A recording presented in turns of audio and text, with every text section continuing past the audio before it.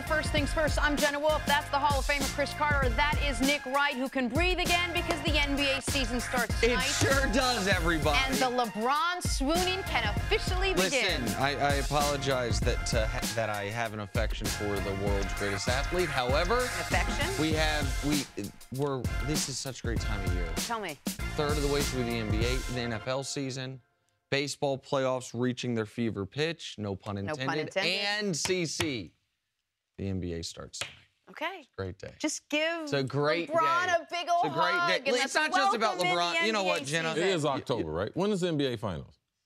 Like June. Oh, okay. 15th. There's a good chance we're going to make picks today. All right, but we start with some Yankee baseball last night, who also played another team in the Houston Astros. Down 0-2 in the best of 7 to Houston. The New York Yankees responded in a big way last night. Aaron Judge finally showed up. He had a 3-run home run. Couple of excellent plays in the field to help CC Sabathia on the mound. CC at age 37, tossing 6 shutout innings. And just like that, we've got ourselves a series. Other CC, I ask you, what was most impressive to you about this Yankees win last night? Other CC, original CC. Oh, you want to be? Who's old? Oh, you're old. You're a little bit older. Just 6 months. The most impressive thing for me would be the pitching. And it's been consistent. Game 1, Game 2, and Game 3. But more importantly, Game 3 was CC Sabathia. Now, we have seen CC in years where he was one of the elite pitchers. I mean, he could throw heat, throwing in the mid-90s. Now, he gets around 90. He's got a curve. He's got a slider.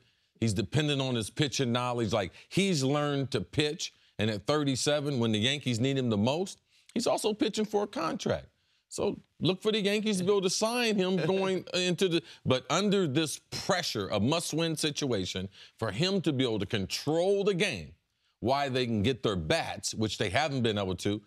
This year in Major League Baseball, the 2 leading scoring teams are Houston and the Yankees. So for their pitching to be able to shut down Houston, 2 runs in Game 1, 2 runs in Game 2, and last night, if we would have said the Yankees are going to get this type of start in pitching, they would probably be up 2-1. Yeah.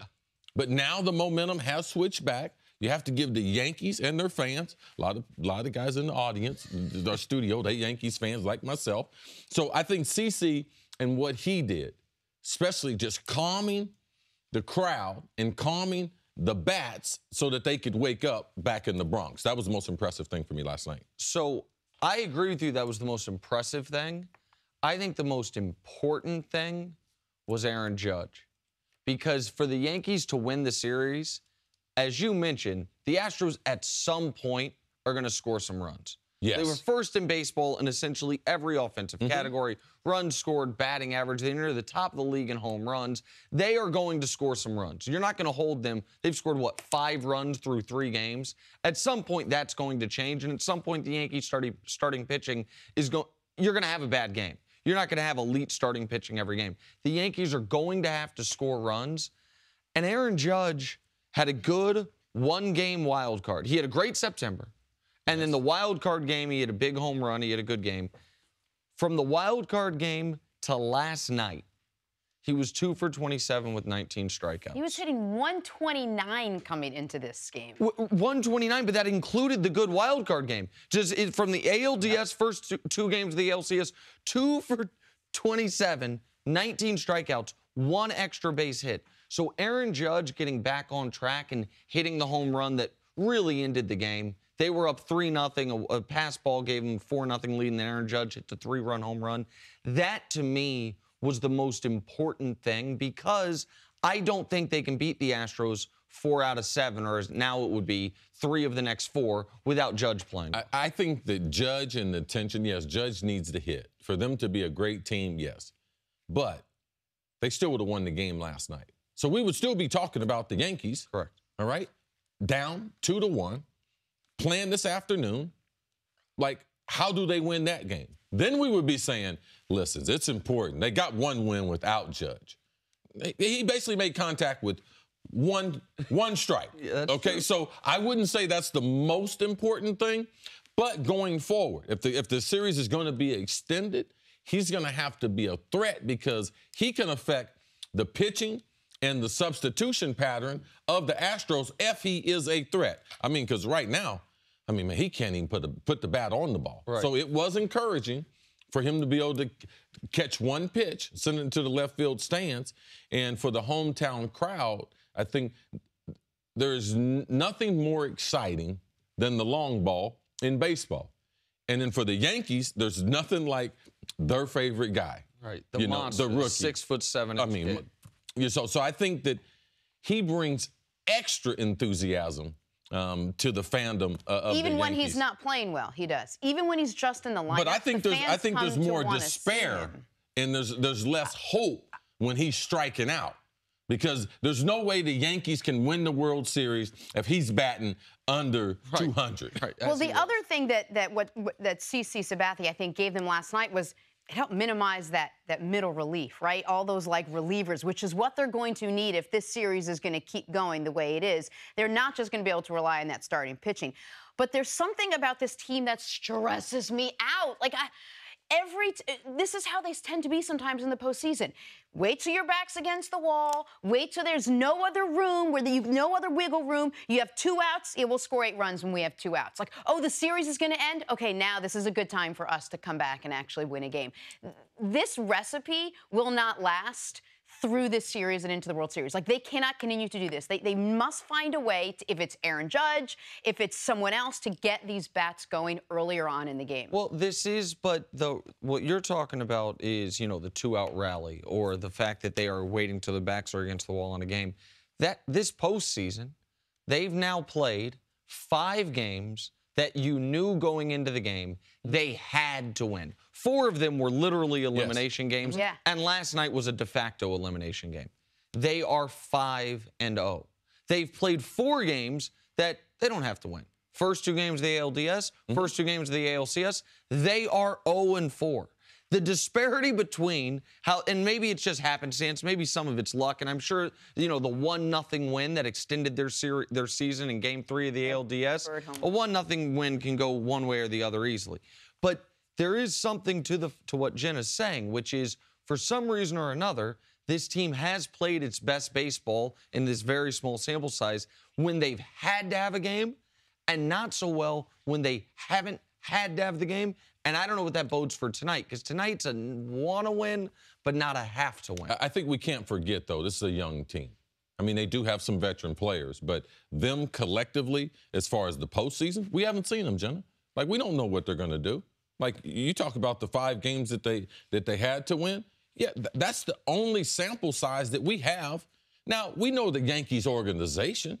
In the past, yes, they've been down and come back, but we can't give this team, which Brian Cashman's done a great job, but this is really a team that was a 2018, 2019 team. That's what they were. So I think that we have to take it on face value. This is who they are. They're going to be inconsistent. Most young teams are. But if the Yankees continue to get good pitching, Judge must hit over 200, then the Yankees have a chance to be able to advance to the World Series. So, Nick, later this afternoon, or like 10 hours from right now, Yankees going to throw Sonny Gray up there, and the Astros are going to throw their high-risk, high-reward guy up there in Lance McCullers. So you're not 100% certain what you're going to get. What do you see in this one? Well, I think that what CC said, and it's why I started off with Judge, like, this is a Sonny Gray, Lance McCullers game. I don't think you can expect it to be 2-1. No. I think that you're going to need to score 5 runs to win this game. And unless the Yankees can rely on another Todd Frazier, like what looked like was a mishit, just throw the bat out there and it goes over the right field porch to give them a 3-run lead, they're going to need their best player, the guy that might be AL MVP this year, to play well. But can I ask one question about, quickly, what is Jenna, what is Chris's favorite segment we do on this show? Hall of Fame hands. Can we play a tape of the opposite of Hall of Fame hands from Cameron Maybin last night? Did you see this? This is Cameron Maybin gave a spring training effort. This was the inning, the big inning for the Yankees. Look, Cameron Maybin. Oh, it's a slow. No, I'm not. Where was his? Oh, the glove was on the wrong. He put the wrong hand up. I mean. He basically put the wrong hand up. Is he afraid, CC, of diving on because it's the dirt there? What? Absolutely. That's what's happening? You think he was going to dive into that? It's the ALCS, man. Is that what it was? It was going to be a double even if he missed it.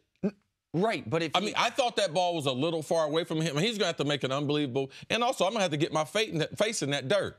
Now, that ain't getting ready to happen. Cece, there's no men on base. It's not like he has to protect against an extra base hit there. How can he not? How can he not sell out for that? If you see the beginning of it, he kind of misread it. All right, he wasn't running as hard as he should have been running. It almost hit him though. I mean, so what should he have done? Maybe put his hand up with the glove on it. What, you like mean that was the ball my was down on the ground? You mean dive for it? No, dive for it. You see that dirt down there? That's where your face is going to end up. Huh? A man made a career decision. Yeah, he was slowing himself. No, that's how you slow yourself down. Your glove down low? You can't make a business decision in the ALCS. I just watched it. Don't tell me again. The guy just did it. Okay, all right, fair enough. All right, so we're going to have a new segment called Opposite of Hall of Fame Hands. We'll have to have an acronym because that one's a little alligator Those aren't the toughest guys in the world.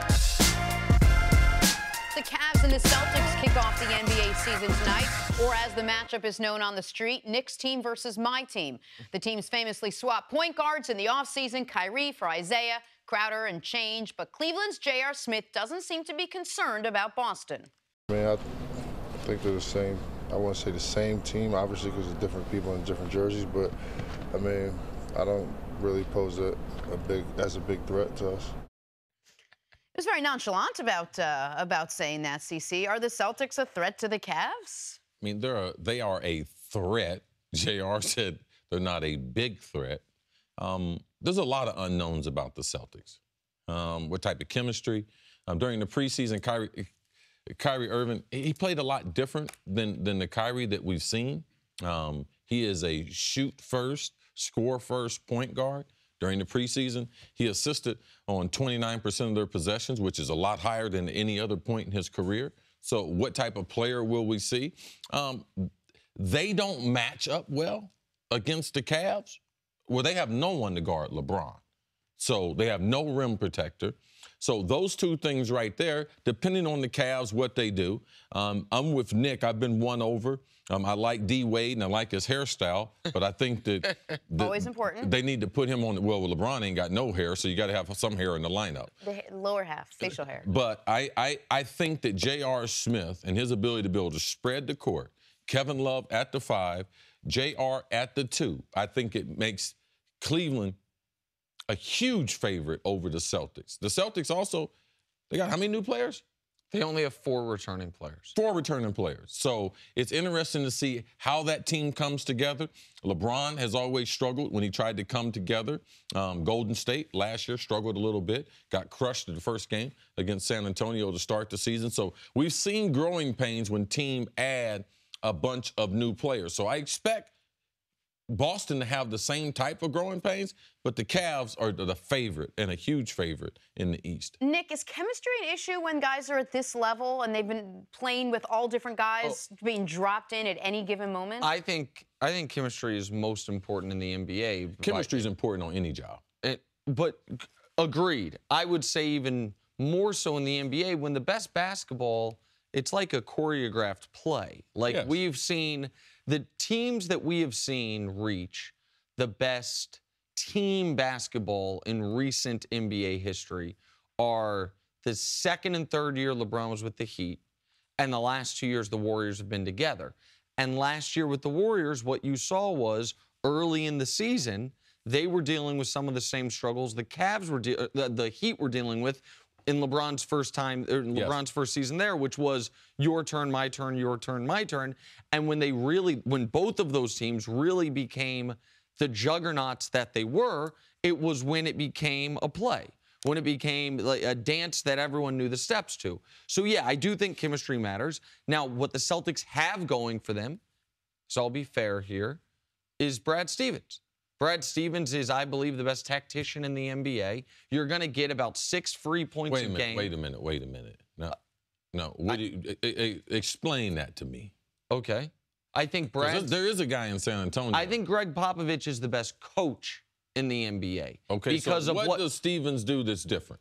I think Stevens out-of-bounds plays, out-of-timeouts plays. I think Stevens sets. I think this X's and O's stuff Stevens does. I've never heard anyone say that. So you're the first person on record to say he's I don't think he's a better coach. I think he's the best tactician. right? Like there's the... Just offensively, not defensively. I don't think they've had the talent defensively, so it's hard for me to judge him. Listen, Greg Popovich is the best coach in the NBA. Let me try to give a... I'm trying to think of a football. So how about this? I think Andy Reid is a better offensive tactician than Bill Belichick is. But I think Bill Belichick, for all the other reasons, is a better coach. I think Brad Stevens is going to put his players in the best position to win. And I think Brad Stevens is going to figure out how to get the most out of a very new roster. With that said, is JR right that they're no big threat? No, he's wrong, because he didn't need the word big. He could have been laughing. Like, the Celtics are less of a threat to the Cavs this year than they were last year. And last year, they were no threat. Last year, they played them in the playoffs. Last year, they had no chance. They lost 4-1. The one game that they won, LeBron fouled out, and it took a three-pointer at the buzzer to beat them. But last year, at least they had some bodies you could throw at LeBron. Yes. Last year, they had arguably the NBA's best perimeter defender in Avery Bradley. Last year, they had Jay Crowder, who, again, Jay Crowder is not a franchise-changing player, but you need someone you can throw at LeBron to try to slow him down. 10 to 12 minutes. Right. They don't have that this year. And what they do have, what they traded, and this is what I'm so excited to watch, CC. We know what Isaiah Thomas is without LeBron, because he's been without LeBron his whole career. Everyone assumes the Celtics traded for the Kyrie Irving we've seen the last 3 years. But the Kyrie Irving we've seen the last 3 years has been playing with the best playmaker in the NBA, one of the best passers in NBA history, and a guy who is always going to draw the attention from the defense. And he also relieved him a lot of the point guard duties when he wanted to rest. Kyrie could go sit in the corner. LeBron could bring the ball up and start the offense. So how big of a drop-off is that then? Well, I think it's more taxing on your body, mentally and physically, because he can't let his mind rest like he was able to do with LeBron. And that's not just during the game. Cece, this is something, how mentally taxing is it when you're the best player on a team and you're the guy that everyone is going to, when things are bad, that you're the one that has to answer those questions? All the press conferences, all the explanations, Danny Ainge's, whatever he does, he's going to have to comment on whatever's going on in the city. It's a different role for a player being a superstar compared to being the voice of the franchise. And let's just remember where he's playing. Boston's not an easy town to play in, across the board, any sport. You're a new guy who some people are questioning whether they should have traded the old guy. And now you've got to come in and you're expected to be the man and put up points. And I know you can't compare the two, but when you had, I mean, is he going to average 30 points a game, 40? I mean, could he keep that point production up? Listen, the last year... And make Boston fans happy? Last year, Isaiah Thomas averaged 29 points a game. It was second in the NBA to Russell Westbrook. Last year, Kyrie Irving averaged 25 points a game.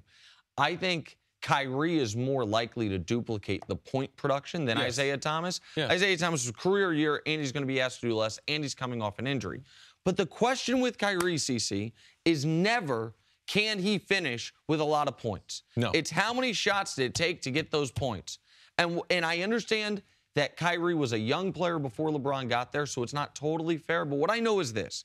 The year before LeBron got there, Kyrie shot 46% effective field goal percentage. His first year with LeBron, he went from 46% to 66%. Now, part of that is his own personal growth, and part of that is he's getting much easier shots. Yes. Playing with Gordon Hayward is not going to give him those same opportunities. So if the Celtics weren't a threat to the Cavs last year, you and I watched the games together.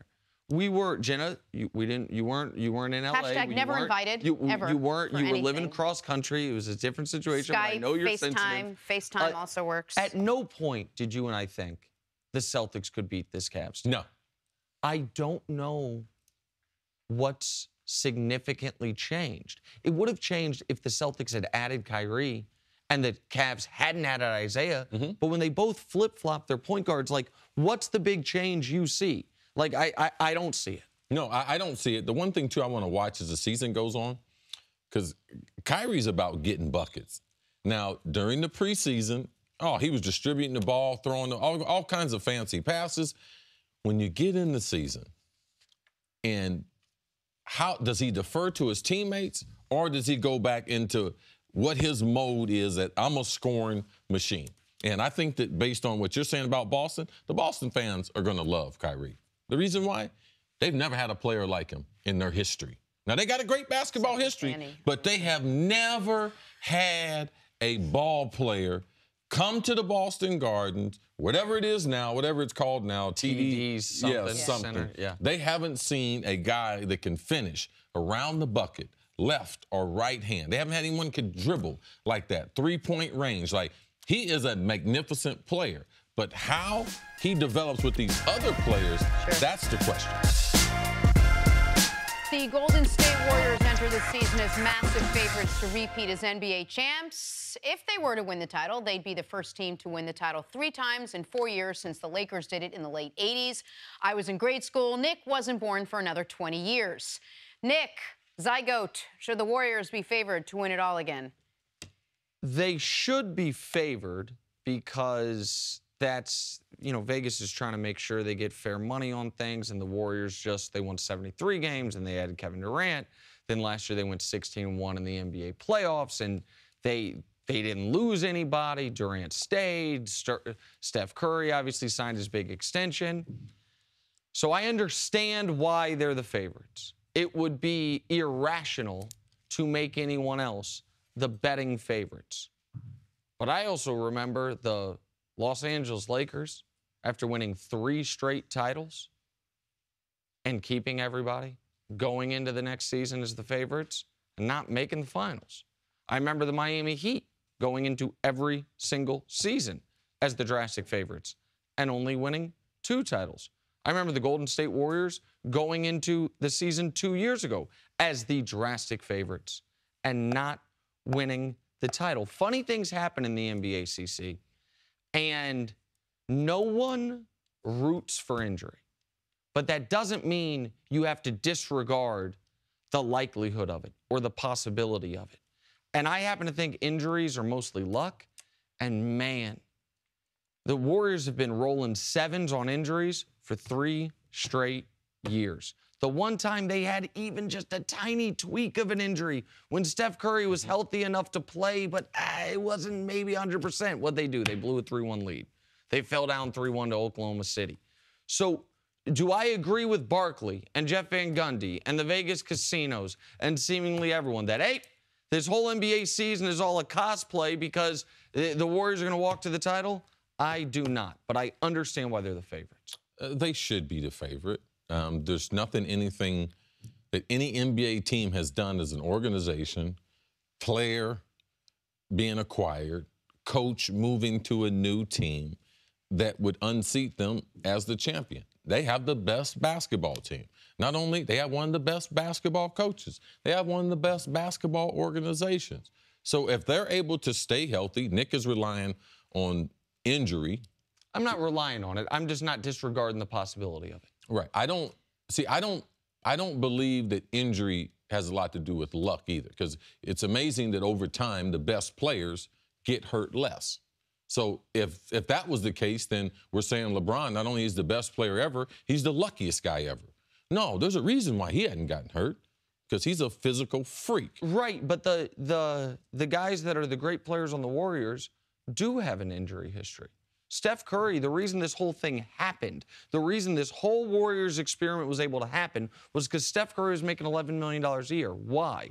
Because of a history of ankle injuries. Yes. We have seen Now, that history hadn't been involved in the last 4 years? Correct. No problem with his ankles? Correct. We have seen Kevin Durant miss chunks of seasons and a postseason because of injury. Russell Westbrook is... So that's the only reason... Injury, right? No, that's not the only reason. That's a factor. Let's just talk about from a basketball standpoint. From a basketball standpoint, they walked to the finals last year. Each year they've won the title, they've walked through the Western Conference. The one year... No, they were down 3-1. Okay, they didn't win the title that year. Each year they've won the title, they've walked to the finals. Forget being down 3-1 to Oklahoma City. That 7-game series against Oklahoma City is one of the reasons they lost a 7-game series to Cleveland. I think Cleveland will be able to walk through the East. maybe minor resistance in the Eastern Conference Finals like they did last year. They walked Correct. through East last year. I understand that, as the Warriors also walked through the West. Do you think the Warriors are going to walk through the Western Conference playoffs? The Western Conference is a lot tougher. It's a lot tougher. But also, Golden State is a lot better than any NBA team. Not just the Cavs. Any NBA team, they are odds-on favorite in a series against them. But if you're saying that the West is now stacked and they're no longer walking through to get to the finals, anytime you're not walking and you're running a little bit, there's a chance for something to happen. And even if we disregard injury, in the second round, you got to play the Rockets, and they take you 6. In the conference finals, you got to play the Thunder, and they take you 7. In the NBA finals, you then have a rested Cleveland team. Like, listen, there's no shock here. Who do you think Nick Wright's picking to win the NBA finals? No, but you make a good point. He makes a good point. What? Did they have to get injured? No, what's the point? The point is that the West is a lot tougher than it was last year, and this could be a far more taxed team that enters the finals than last year, while Cleveland is now going to dance through and walk through till the taxes going to have to get real high because they were 16-1. 16-1. They're going to have to raise taxes. They're going to have to raise them way up there. Way up there. That's what it's going to have to be. Welcome back to First Things First. We're now joined by Fox NFL analyst, 3-time Super Bowl champ, Daryl Moose Johnston. What's up, Moose? Nice to see you. Good to One see more you. thing, Nick, you and I have in common. We have all 10 fingers that are all going the right way. These guys were doing a little digit comparing of who had the most. Oh, Cece, you have pretty good fingers for a wide receiver. You caught it clean all the time. I got a little lazy one time. Yeah, I don't know what's happening. Hold on. That was the wrong intro. I apologize. Here's the right intro. Yeah. How about Cuse this weekend, man? Thank you. Take that, Clemson. Bam. Hold that L for me, Dabo Swinney. There we go. Finally got a Cuse guy on the set. Get back to my phone was going crazy Friday night. Just got yelled on to move on so fast. Moose, the Patriots had quite the up and down season this year, 4-2 with the wins over, let's see, the Jets, Texans, Saints, and Bucks. Tons of injuries, no defense, and a 40-year-old quarterback. No problem, says Vegas, as they're currently listed as the favorites to win the Super Bowl yet again. But Bill Belichick thinks it's a bit early to expect a finished product from a team 6 games into the season. It's incomprehensible to me how anybody could think that a team that's practiced for 6 months and played 19 regular season and postseason games and had triple-digit practices, 5 months later, after not playing a game, after having a fraction of that type of experience, could be anywhere close to the level of execution that they were 5 months before that, after all the things that I just listed. Moose, Bill Belichick didn't want to talk about expectations at the beginning of this season when Vegas had them as like the most successful team of all time ever. Are expectations too high for the Patriots even 6 weeks in? What a tremendous response. Right? And that was just a clip of it. He went on for a while. I love it. I love it. Well, I mean, we came into the season thinking they were going to be 16-0, so I don't think expectations can get much higher. Everything changes from year to year. Your team is completely different, so you got to go through the whole offseason and training camp, and you're trying to find that team. And it's a little bit of slow attrition over the last couple of years on the defensive side of the ball. Chandler Jones is out in Arizona. Jamie Collins is gone. Dante Hightower's been in and out of the lineup. It's just a different thing that you're coming on board to try and challenge. Retired. Ninkovich retired. Edelman is out. And, you go back to the game last year, New England doesn't win the Super Bowl without the Edelman catch. Right. So when he goes out of the lineup, you lose not only the performance on the field, but there's going to be a connection with everything throughout that team. We lost Kevin Gogan in free agency 1 year. And a lot of people felt, well, that's not a big deal. Kevin's a guard. You can replace a guard. Kevin did so much more in our locker room, on our team, than just play right guard. So when you lose guys like that, the ripple effect is unbelievable. Like, how big was he? Because everyone thinks like the NFL now, it's bigger, faster. How big was Kevin Gogan? 6'6", 330. Not a tackle? Guard. A guard. A guard. Okay, no That's problem. why Mark Stepnowski looks so small. Yes. Because Kevin was 6'6", 330, and country strong. Not a lot of weight room work, but that's nothing new for the Patriots to have injuries, to have a guy that's out. That's what makes Bill Belichick, right? Bill Belichick, the guy that's able to just plow through and deal with injuries. Gronkowski's in a perennial state of week to week, like he always is. Their quarterback's 40 years old, and they're literally playing with no defense. And there's nobody better at taking what he has that season and making a run towards a Super Bowl. Now, we're early in a transitional phase, but he's done it with Randy Moss on the outside, Welker on the inside, Gronk and Hernandez, Corey Dillon as a running back with a great defense. Yeah. He just looks at what gives me the best chance this season to win the Super Bowl. Now, watch him at the end of the year. They'll figure this thing out, and they've got Tom Brady's their quarterback. It'll get figured out. They'll get the ship righted, and they'll be a dangerous team in November, December. It's not fair for you and I because we've seen this, and we understand the process. And we respect the process more than other people. People, because there's only 16 games, people are into instant results. They want a Super Bowl. Who's going to be in the Super Bowl every week? Who's the top 5 power rankings? But New England, they go through this every year. Now, they might be 5-1 or they might be 6-0. But Bill Belichick, he still feels the same. His answers are the same every year. We're not a finished product, even if they were undefeated. When they had the best team, 2007, they were doing the same thing. They were making adjustments at the end of the season. Remember, to get to 16-0, they had to beat the Giants in the last game of the season. They were still making adjustments. And the reason why Bill knew that he would need those adjustments, because that season didn't end in a Super Bowl. So the process that Bill Belichick goes through in developing a team, like, he's trying to give us insight into what he does every year. People won't allow him to build his team the way he's always done it. And regardless of what the record is, he knows that they're not a finished product. What do you mean they won't allow him? Because we want some different answers. Like, we want him to make excuses that lack of training camp, lack of timing together, like that the team is going to be in Super Bowl form compared to this is the way the NFL season goes. We're going to watch basketball tonight, all right? Do you think they're going to be in championship form tonight? No, of course not. No. Oh, okay. Well, why would we expect anything different than football? And the great thing about him is he does keep it simple. And I think that's what's frustrating to the media. When you see these press conferences and the media gets frustrated, or even sometimes the fans get frustrated, he never deviates. To Chris's point, it's the same thing every day. And as soon as a coach deviates from what he considers to be the process for that team, the players lose faith. Now I don't believe in it. If you're changing, then what were we doing the last couple of years? So you start to slowly break everything down. So the consistency of Bill Belichick is what drives people crazy, because it's the same thing. And it all comes down to it. We can dress it up with West Coast and zone blitz and 13 personnel and all the different things. What it comes down to is blocking and tackling. Everything else is window dressing for it. Yeah. But whoever tackles the best and whoever blocks the best wins on Sundays. All right.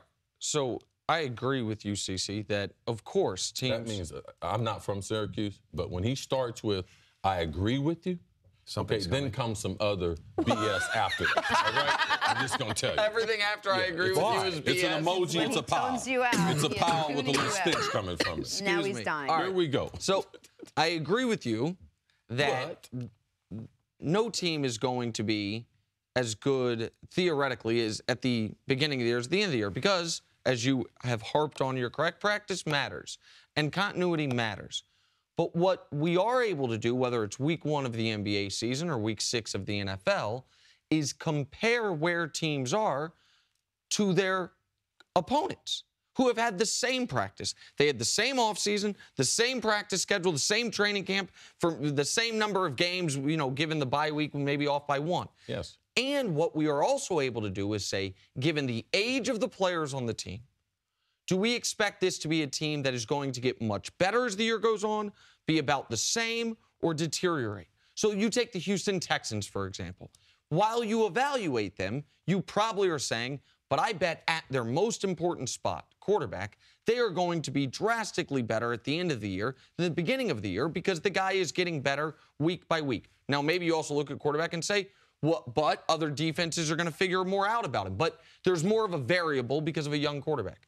So when we look at the Patriots and see the issues they have on defense, see the issues they already have injury-wise with Edelman, say every team's going to suffer injuries and Edelman's not coming back.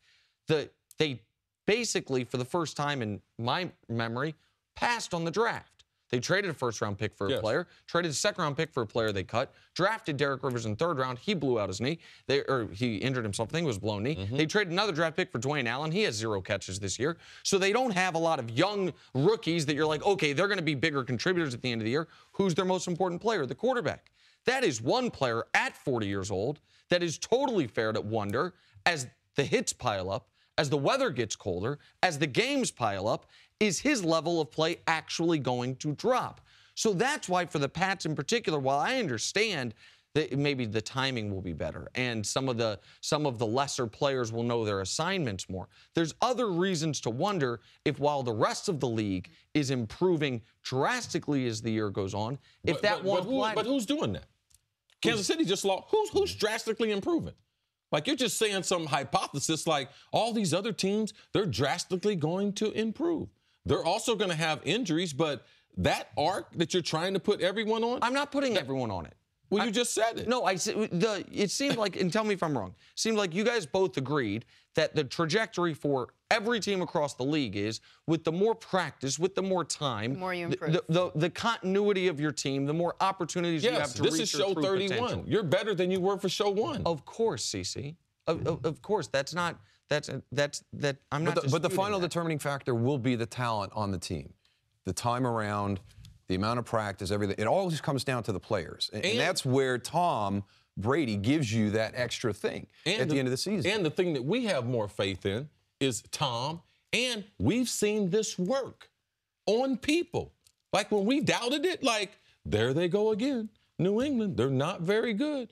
They got it together. So I have that as my trump card. I've seen Bill Belichick. I've played against him. I've prepared against him. I've counted them off a bunch. So I have that as overall experience, too, to lean on. But the one we have to give him is, if we talked about Bill Belichick and the plan and not deviating, he did deviate this year in how he's constructing the roster. Older, like an NBA team. Yeah, yes. trading the first-round pick to get Cooks. It's almost as if he was trying to go 2 or 3 years with Brady. Yep. The window. The window. How long is that window? And we've never seen a Pats team with a defense at any point in the season look like That being said, watch them go to the Super Bowl. Moose Johnson's still with us on First Things First. So the Cowboys coming off their bye week at 2-3, getting ready for San Francisco. They will plan and prepare as if Ezekiel Elliott's suspension begins this week. Moose, what do the Cowboys need to do if they are going to turn this season around? They've got to get back into that MO that they had last season. The offensive line is where the area has to improve. Left guard, you got to make a decision. Jonathan Cooper, Chaz Green, who's it going to be? Make that decision and let this line move forward with that guy. You can't be going in and out. You got to let that chemistry build, because the offensive line is as important as any position or any group on that team to be able to play the style that they want to play. Yeah. And when you don't have that up front, everything else starts to fall apart. The defense is on the field longer because you don't have time of possession. You start to stress the young kids on the back end, which is probably the biggest challenge on the defensive side of the ball. Chidobe Awuzie, Xavier Woods, the other young corner, Jordan Lewis, those guys. Anthony Brown. Yeah, Anthony Brown, even from last year. Those guys will get better, but because they had no camp, no preseason, we're pushing that learning curve all the way back in. So there is a challenge there. So the less they're on the field, the less opportunity for them to have mistakes, the better. So that being said, now you're going to go forward without Ezekiel Elliott. Right. And I've always been a big Alfred Morris fan. So I'm excited to see what Alfred does with this opportunity. But we sat here yesterday. I'm not saying that Ezekiel Elliott is Aaron Rodgers. I'm not saying he has that same impact on the Dallas team that Aaron has on the Green Bay team, but he is key. And if he's out for 6 weeks, it's a completely different style. But how much does Garrett have to overhaul or change or tweak or edit this offense to deal without him in it? Well, I think it goes back to what we just talked with Bill Belichick. This is our system. This is how we do it. So we they're have not confidence in Alfred Morris. We're going to do it. And you just continue to move forward. You believe in the process. I know it drives people crazy, but it's the truth. I mean, we're not like super smart guys as football players. We're football savvy and everything but we just go out and play. Just go out and play the game. We don't reinvent ourselves every week. The one spot that I think, I'm looking right over Chris's shoulder and I see Des Bryant, and that is without having to reinvent anything. That is one spot where right now the Cowboys can get better. The Cowboys can't make Sean Lee healthier. We know their defense is at a drastic deficit when he's off the field. He is such a critical. We've seen this of a few guys. It's similar with Carolina's team, Luke Kuechly. You lose that play caller on your defense, the playmaking leader linebacker, and a lot of things fall out. Like, you can lose a D lineman, even if he's a star player, and maybe make do for a week. Chris always says God made more great D linemen than other positions, so you're usually going to have a bunch of them. So Sean, but you can't affect it. Like, Sean Lee's had injury issues his entire career. He's been very good when he's been out there, but nothing you can do about that. I don't know if they can make Dez better, but they got to try to find a way to have that connection be a more effective one. We've talked about the interception rate. At one point in the season, the numbers are a couple weeks old at this point, but at one point, Dak was throwing one interception every 30 times he threw to Dez and one interception every 210 times he was throwing to everybody else. We've talked about the fact that in Dez Bryant years 3, 4, and 5, he averaged 1,300 yards and 13 touchdowns. And in the 3 years since then, he had about cumulatively 1,300 yards and 13 touchdowns. If they can find a way to get Dez to the player that he showed you he could be, that's one way to put less pressure on your defense. Just go out and score more points. Because the passing offense is actually better than it was last year. And the offense as a whole, the reason they're not as good, CC, is because they went from being maybe the best running team in football, in fact, the best team outside of Buffalo, to an above-average rushing team. And that's then put the defense on the field more. And now Zeke's out. When you look at the Dallas Cowboys, besides their quarterback, Dak, you think of them as a powerful offensive football team. You don't even think about their defense. You mentioned Sean Lee. He's a huge part of the defense. You mentioned some of the younger players in the secondary and everything. They got a couple rushers. Yeah, those guys are going to get incrementally get a little bit better as we go through the season. But I've looked at every group. I knew this question was coming. It's not no surprise. I looked at every group. Man, how can they get better in this? How can the linebackers get better? Defensive line, offensive line, the guard situation. Yeah, like, that's real. Collins at right tackle, is that going to work out? I got bad news, man. They ain't getting no better. They ain't getting no better. Without Zeke, without us being able to mention Zeke, because no one could mention him. How they going to get better? They can't get better. I like Alfred Morris. Yeah, he's not Zeke. Yeah, I like walking to work, too, but I'd much rather get in the chauffeur car. Yeah. Okay? So what do you do? McFadden, all right? He's limited in what he can do. I mean, this is their dilemma that they knew before the season was going to be there. Dallas is not a great team without Zeke. I know you want to say Dak, oh, he's a franchise quarterback, he's underrated. But when you take away 1,400 yards, when you take away 1,000 yards on first down, there is no replacement for it. There is no meeting Jason Garrett can go into. There is no bus pulling up to Dallas's training camp today saying, hey, we got a bunch of new players going to get out there. The season can't end because he's out. So what do you do? You got to what can you do? I'll never forget No, wait a second. That's an official analysis, Jenna. No, They're not going to be good. It. Before he got suspended, I said this, Nick will verify, they will be 10-6. Now their best player got suspended. So what's going to happen to them? They're going to be 6-10. 7-9. I don't think I'm not ready to go below 500. I'm not ready to go below 500. But I will say, Jason Witten had a great comment last year. They're below 500 now. When Green Bay, I know they're below 500 now. Now they finished 2-3 last year. They started 2-3 this year. Can they get some meat there through the middle of the schedule? But Jason Witten made a comment last year after the Green Bay game, and I've never seen him as disappointed as he was. And he said, he goes, we had a special group this year, and I really thought that this was the one we were going to do something unique as a team. And I know we're not going to have some of these guys last year. One of the big guys he's talking about is Barry Church on the back end of it. He's talking about Ronald Leary at guard, who they weren't going to be able to sign. He's talking about Doug Free at right tackle, who was going to walk away. So I think that right there, that this offensive line, there's 2 out of the 5 guys are different. This offensive line was not going to be as good as they were last year. So we're starting to see those changes. I also, coming into the season, knew they wouldn't be 13-3. And I was more like you. They could be 10-6, 11-5, and still have a heck of a year. Yes. A heck of a year. But I know I just said that Ezekiel Elliott is a very key part to this offense, but I do not see them staying below 500. At the end of the year, I know they're 2-3 right. They will not be below 500 at the end of the season. Thank you for listening to the First Things First podcast. Remember, leave us a review and tell us what you think. Subscribe to the podcast on Apple Podcasts and catch us on FS1 Monday through Friday, 6:30 a.m. Eastern. For Cris Carter and Nick Wright, I'm Jenna Wolfe. So long, everybody.